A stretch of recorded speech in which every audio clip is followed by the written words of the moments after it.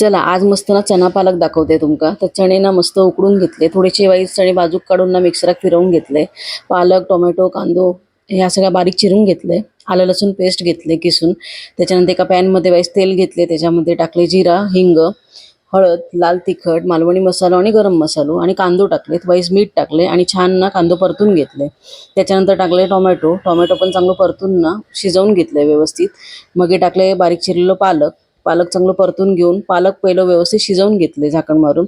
आणि तर शिजवल्यानंतर झाकण काढून मग हे टाकले मी चणे आणि आपण जे मिक्सरात लावून घेतले होते ना ते पण चणे टाकले। आणि चणे उकडताना मीठ मीठ टाकले होते म्हणून मग मी परत मीठ टाकूक नाही आणि मस्त फिरवून व्यवस्थित परतून घेतले।